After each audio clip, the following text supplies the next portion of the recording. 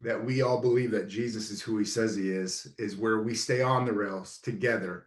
I feel like it's a needed song in this time. I feel like that's why we felt like we wanted to write it and release it, because there's a need in our culture right now to just simply say, "You're the Christ." I mean, this is why we're Christians. Yeah. This is who we are. So for me, I think it's something that needs to be said right now, and part of the reason it's going to radio for us is because we just believe in this message, and Mhm. it's the most important message. We have so many songs saying, "You're good for me, God. You're good for Yeah. me." And this is a song that doesn't say you're good for me. This is a song that's saying, I know who you are, and I'm just going to declare it. Hey, this is Dustin. I'm Mark. And this is Chris. We are Sanctus Real, and we're here with Bandkind and Nick. Delta Peace, point plus point 4, and we're going to secure the high gain and give you Omni Bravo. Hi, I'm Nick, and I am so excited to bring you a little time today with the guys of Sanctus Real.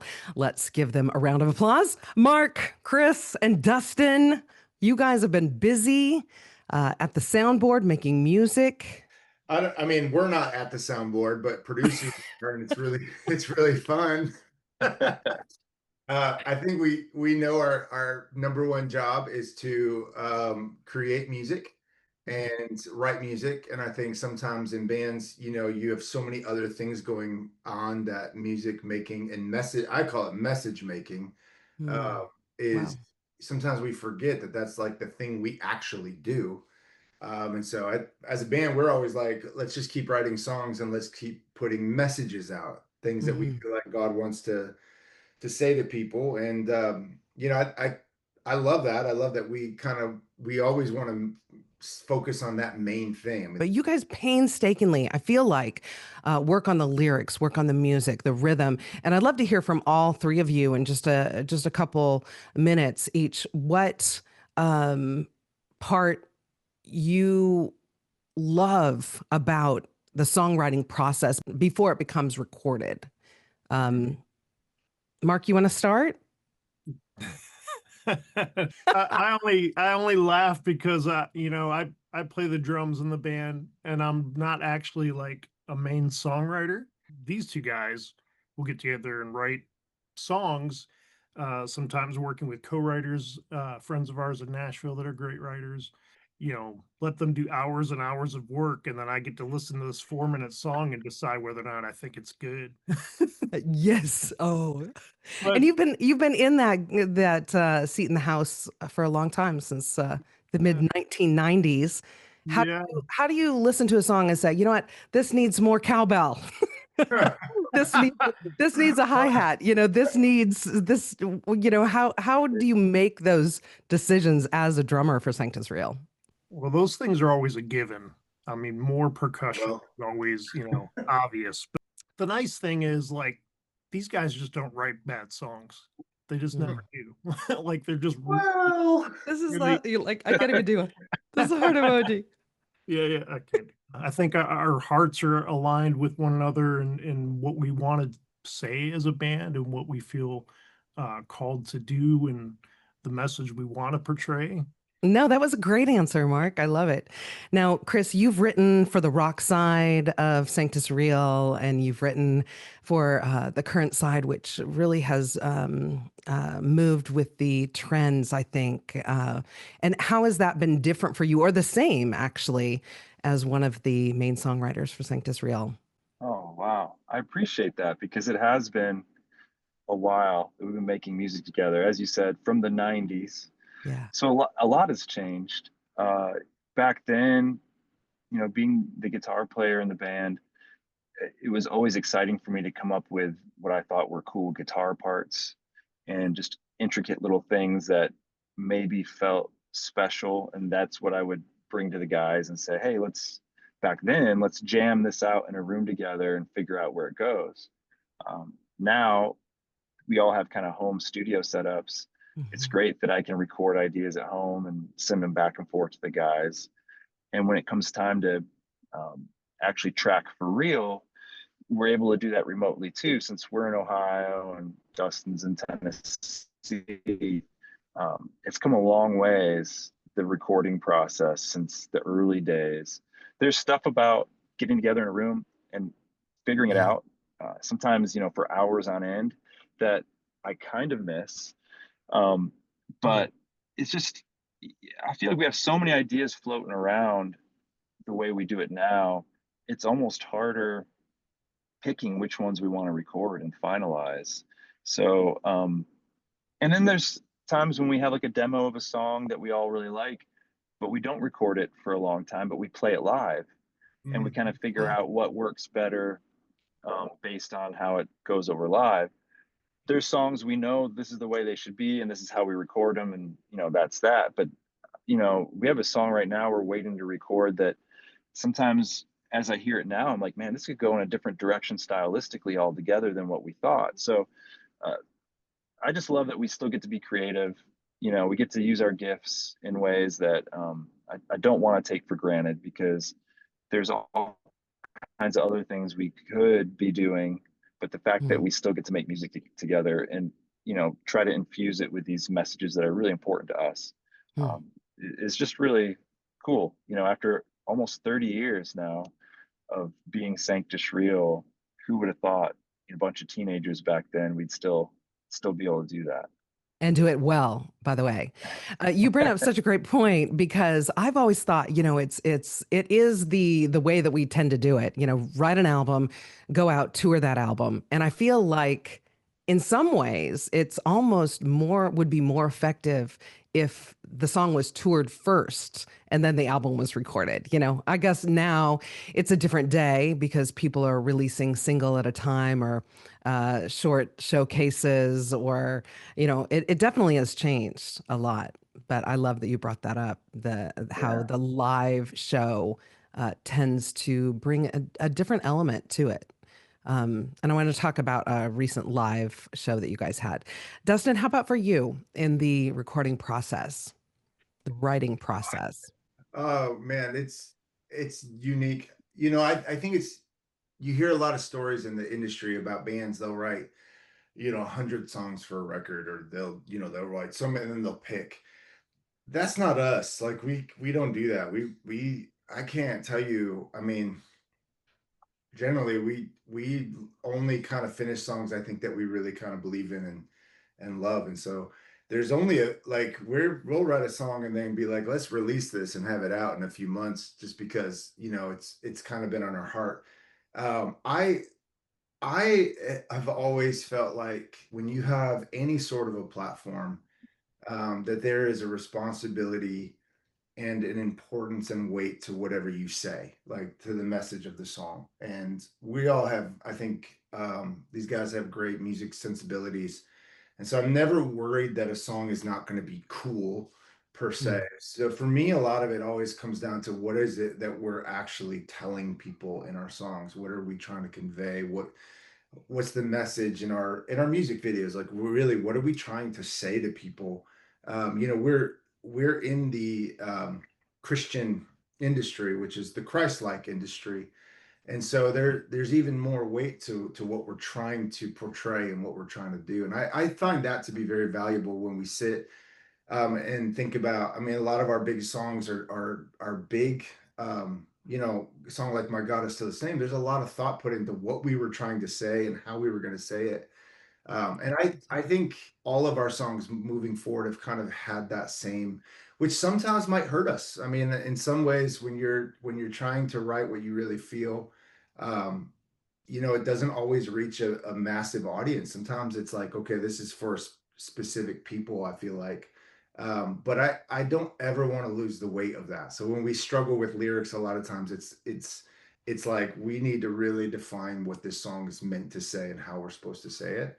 And Mhm. we all bring something unique to that song. So it's been a cool process. I love lyrics. I love writing lyrics. So it's that probably feels more important to me because I wrestle with it a lot. What are we trying to say as a band? And a Mhm. great segue, by the way, to that live show that you want to talk about is that song that Chris is talking about that we've been playing was actually first played at the Grafton prison, which is kind of interesting because we literally used it because of the message of the song. We were like, we all like this song, but the message of the song felt like it could be so important for who our audience was. And that live show was the reason we started playing that song live because of its message. So Mm. it's kind of a really unique, I just segued for you there. Well, actually, let's backtrack to that song a little bit. But I want to talk about up on YouTube right now. The guys in Sanctus Real partner with Send Musicians to Prison. How did you guys connect with that organization? And what made you say yes? And this was actually, it probably helped that this was a prison in Ohio, which is the Sanctus Real longtime home of the band. How did that come about for you guys? Our manager's pretty good at getting us into the weeds on things that we wouldn't normally find ourselves. Yeah. So he connected with them first, and it did sound like a great opportunity. We had seen some other artists do it, and they had other videos they could show us, and they have a really organized way they do it. They only go in with the intention of doing it top notch. Like, they use people that are in the music industry, the touring industry, that basically donate their time on off days to go and put on a legit concert in these prisons, so that these inmates can hear messages of hope. And so we said we can get behind that, and it was only like 2 hours or so down the road from us, Oh my and it goodness. was a Yeah. great experience. Yeah, I loved how the video showed you guys pulling up, getting the gear ready. And what I really want to talk about is when you said this organization is top notch, no doubt. I mean, the backdrop was beautiful. I mean, you're looking at these sort of foiled frame art, if you can say that, lit chandelier lamps, um, just this sort of high class that you're bringing to what people would call Yeah. the low of the lows. And it was amazing watching the video, watching the performance. And I could tell that you matched the backdrop. Let me just put it that way. But for all three of you guys looking out, you were just looking at, blank walls, prisoners all in blue. Like what you were looking at was very different than the backdrop that you had. And I wondered how that affected you performing for them. We're used to something. I mean, you're used to in the Christian world playing to churches and people who believe the same way you do, and they're going through similar situations. And you go to a prison, and this wasn't the other thing with this organization is it's not always a Christian thing. They don't go through chapel programs, so you're with everybody. You're not just with guys who are Christians. Like this is like Yeah. so it wasn't like, hey, we're going in under the idea that we're putting on a Christian concert. And that made it harder because you're like, they even said, we'd love you for you to share who you are. We'd love for you to share like what you believe in, but try not to make it a Christian concert in the sense. I was like, have you heard our songs? Yeah, That's you're pretty right. tough. But it really was a thought-provoking thing because you're not getting the same response that you're used to, right? Like Yeah. you're not, it was like you play your big songs in churches and everybody gets excited and sings with you. Well, these guys Yeah. didn't have any big songs. They were just like, you know. Yeah. But I will tell you this, it almost felt more, I think when it started, it was like we have to figure out what we're gonna do here. It's gonna be different. But by the time it ended, you just felt like you were in a room with people who just needed to hear hope, right? Like, Yeah. and they were great. I mean, honestly, it was connecting, Yeah. and it was for us. I think it was tense, Yeah. like Yeah. we were warned, don't ever let your guard down when you're in here. Like, watch your back, and they were protecting it. I remember the next day I went back. So I went back because Stephen Malcolm was going to be there the next day, and we have a song together. Yes. Yes. Yes. And so Stephen had asked me to stay and sing this song with him. So I went back, but I went back and I was sore. And I remember I was feeling sore in the morning. I didn't know why. I was like, I didn't do anything. And one of the guards said, well, you're sore because you were tense all day. You don't realize it because you're in a prison. I was like, I didn't feel tense, but I was on my guard. And he said, no, this is your body's natural tendency when you don't feel completely safe, that you're always tighten up. And I was like, that's so like that's so Yeah. crazy how your body reacts, but it's also kind of sums up the day where it was like this amazing day, but you're kind of on edge all day long, right? Like you're just like, Yeah. what's gonna happen now? But I think we learned a lot. You know, for me, that's my perspective. It was as a singer, as a guy with the microphone, like it's the most thought I've put into a show in 10 years to this. I mean, maybe Wow. all ever, because it really was a unique opportunity. And so it's like, how do we frame this message of Jesus in a way that offers light to people who will never see a lot of light? And so it was a challenge, but it ended up being very beautiful at the same time. What caught me about it is I can sing through even background vocals, a lot of Sanctus Real songs, but some of the lyrics hit different in that, hit harder in Yeah, that environment. And you could tell the audience, the prisoners were uncomfortable. They were humbled. They were receiving. You could see it all, you know, from different people. And I know I heard someone say a long time ago, and then I want to hear from you, Chris, and you, Mark, about it. But I heard someone say a long time ago that I don't even know who said it, that everybody is on a journey to Jesus.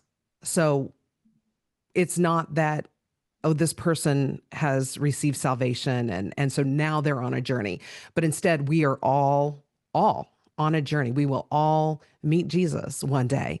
And so you met them in their journey. This was part of what they might remember, you know, Stephen Malcolm and Sanctus Real, that weekend is going to be part of their journey. yeah, How about you, Chris? I love that saying because it's very true. It I is. felt like being there. There's certain moments along the way that we've had where I feel like, okay, we're exactly where God wants us to be. But there's moments like that where you really feel it because Wow. you are listening to those lyrics of those songs that you've been singing for years and they hit you in a whole different way. That there's more weight to it when you're in that environment for sure. Or even discomfort. Sometimes there's Yeah, discomfort and it, like, oh, now I'm saying this, but now this applies to some chains that are happening later on today with these yeah, prisoners, you know? yeah. And it even, begs the question of yourself, like, do I really believe this? Even as it's become so easy for us to sing this song over the years, like the heart of it is like, no, I do believe this. I do believe that we are forgiven because of what Jesus has done for us. And to be able to, proclaim that boldly in those walls with people looking at you kind of stone faced. Yeah. I mean, you know, that's totally different than going into a church and singing the same lyrics. So I love that we had that opportunity. Yeah, there's not many of those I can point back to Mhm. that hit with that kind of intensity, but that one was like felt like we're on a mission. We're gonna go in here Yes. and sing these songs, and hopefully, this will be something these people can hear the hope in. Mhm. Yeah. How about you, Mark? What was it like for you? Eye opening, really. The probably the biggest thing that struck me that day when we went in there was um, they were very strict about when we were bringing in all of our gear Yeah. set up for the show. They were very strict on like keeping track of everything that we brought in, and when we loaded back out, making sure that every single item, you know, down to a certain count, make sure everything comes back out. Uh, and they told us at one point, in the midst of everything, yeah, the reason why this is important is because we don't want anybody like snagging like a guitar cable or Yeah. something like that. And you realize it's because they're afraid that one of these men might hurt themselves with it. The reality of that's where these guys, a lot of them are at because of their situation.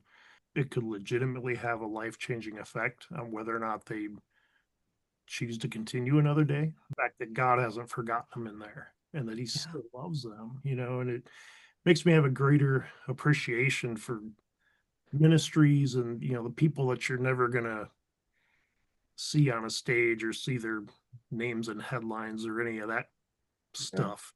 Yeah. It's like those people that are in there serving and trying to love and share Jesus with those individuals.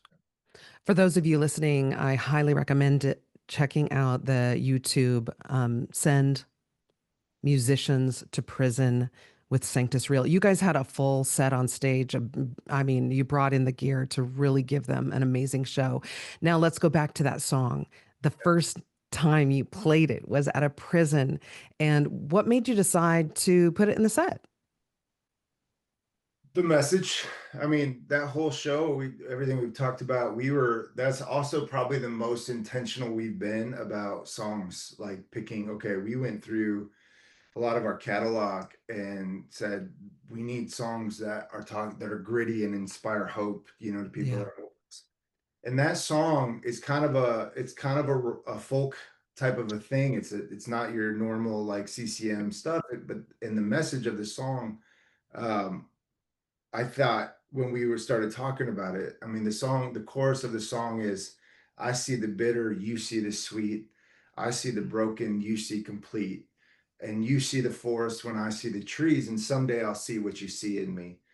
And so for us, it was kind of like, these are kind of the words I think that aren't as Christianese, right? Like they're not as Right. Christian radio, but they're real. And the verses it's a very wordy kind of like talking to people and about yourself. And so it just felt like it's kind of crazy because it felt like the song that needed to be sung, which it was. And what's crazy also, you're talking about sitting with stone faces.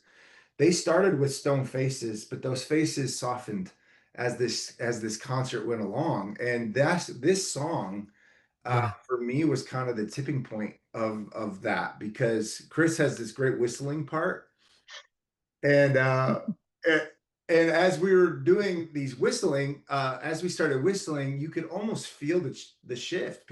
Guys started clapping, and you could see some smiles, and it was kind of that song, I feel like, that kind of shifted the tide between, oh, perform for me, to like an actual engagement with prisoners. And those songs that were there, I mean, we have a song called Rebel.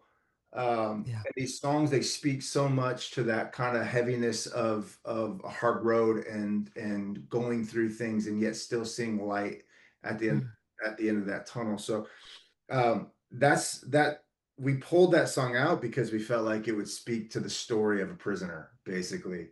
Yeah. And God used it. And then we liked it so much we just do it every show now.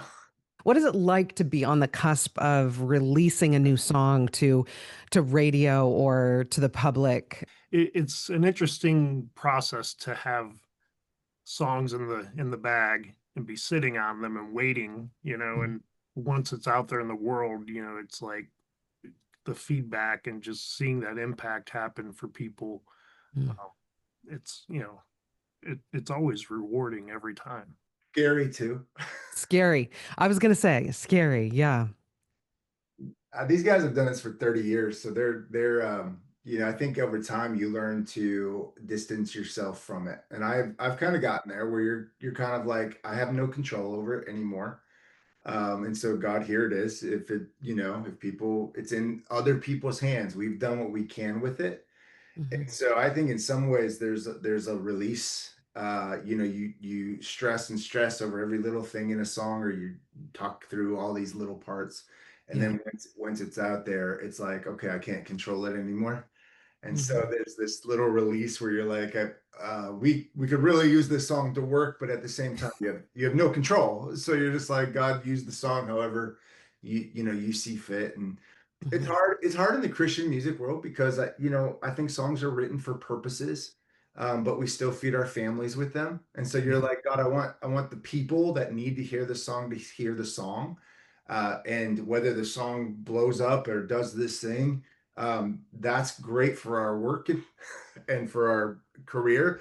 But that's a balance, right? You're like, but let the people who need to hear the song. And so you're trying to balance the spiritual and the physical and the control and letting it loose. And so there's a lot of feelings, is basically what I'm saying. There's a lot of feelings, I think, when you release a song and you're like, okay, this is the one that goes to radio, and this is the one we want to get out there, so to speak.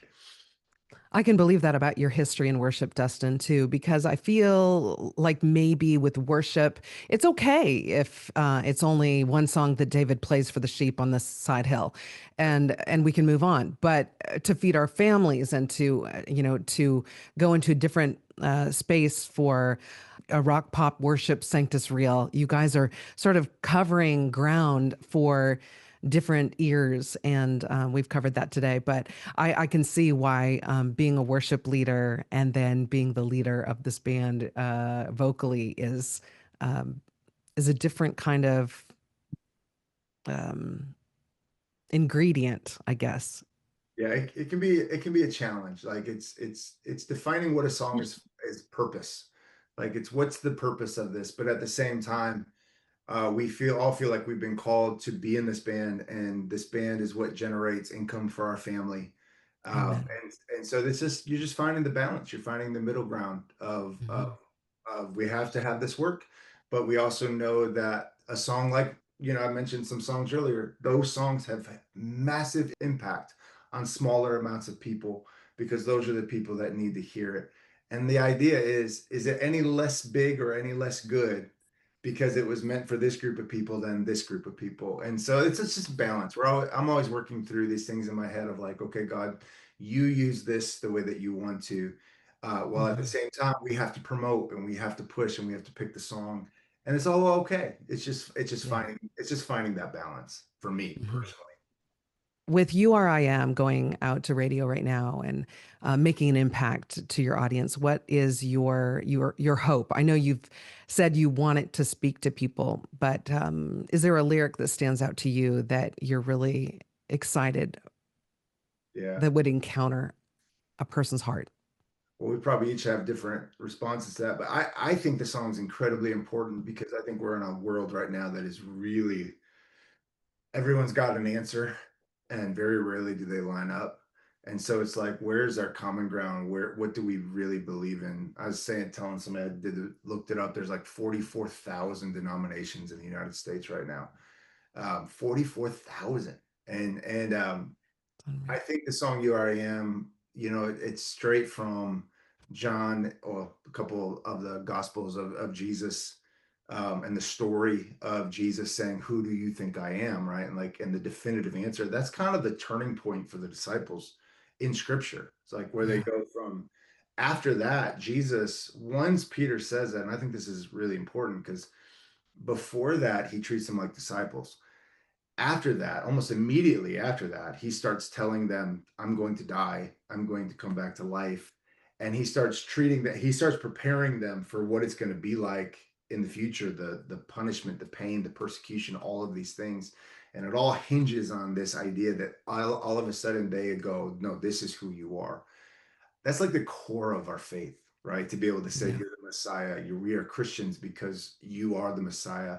And so for me, the song, and every time I see it, it's like making this statement of fact for me in a world of a whole bunch of questions. It's solid ground, it's a foundation. And honestly, I think our church needs that. I think people, man, we're kind of going off the rails in a lot of places. And this is the one spot that we all believe that Jesus is who he says he is where we stay on the rails together. Wow. And so to me, it's just a group worship. It's a group statement. It's a group like he's bigger than all of us. And we're just going to point that to him. And so I feel like it's a needed song in this time. I feel like that's why we felt like we wanted to write it and release it, because there's a need in our culture right now to just simply say, you're the Christ. I mean, this is why we're Christians. This is who we are. So for me, I think it's something that needs to be said right now. And part of the reason it's going to radio for us is because we just believe in this message, and it's the most important message. We have so many songs saying, you're good for me, God, you're good for me. And this is a song that doesn't say you're good for me. This is a song that's saying, I know who you are, and I'm just going to declare it. I love that you said, you're the Christ, and that's why we're Christians. Right. Well said. How about you guys, Chris and Mark? Now, I love that the fact that we are an indie band and we go to radio with the songs that we really believe in. And for us to promote those songs, you know, it requires a lot of just belief in what they say, and believing that it's an important message. And I think just what Dustin said, I mean, that is why we do what we do, is to proclaim that about our faith, so that hopefully it points others to him too. So I think it's an important song to us. Like, there's been so many songs, every song we put out is very important. This one I think is especially important right now. And I hope that people that need to hear it. And every time we go to radio with a song, it's like you kind of just get ready for the long haul of what that can become. So it can be tiring for a band like us who have been doing it this long now, to know that there's all kinds of things that radio stations are looking for their playlists, and you know, radio's its own thing. And so but it's still like the best way for people to discover those songs that eventually might become life songs for them. So we have to do it.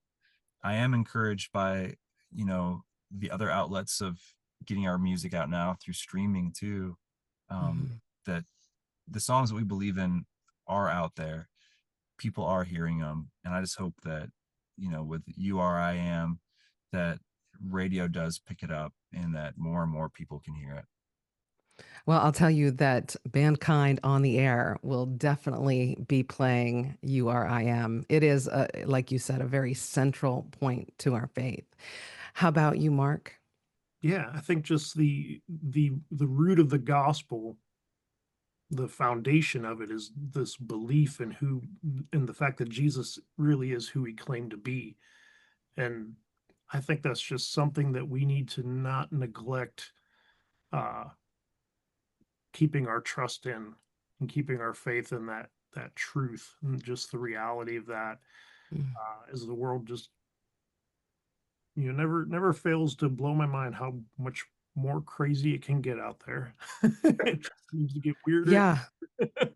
And yet we find out that there's nothing new under the sun. You know, I think that the heightened exposure of all the ways that we can find out about the world is at our doorstep.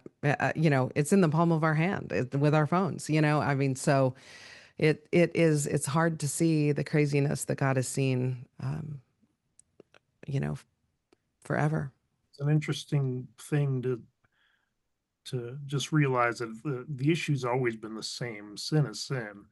But it just, man, the way it can wear different masks and make its face look a little different every time is just astounding to me. My hope is that the song will kind of be a call to people to, you know, be willing to kind of draw that line and just declare in their own hearts, you know, Jesus really is who he said he was. Yes. Check out You Are I Am from Sanctus Real. And my hope is that all the work that you guys have put in, that it would be multiplied back to you in times of refreshment, and that you would experience just success, I guess, from the world standpoint. I would like to see that, but that you would also feel the goodness of God in a deeper way than you've felt before, about your music, about your ministry, about your own lives and families, and that you would experience some refreshment from the work that you've put in for so many people to be changed. Thank you. Thank you. Yeah, this has been the Sanctus Real with Bandkind on the Air.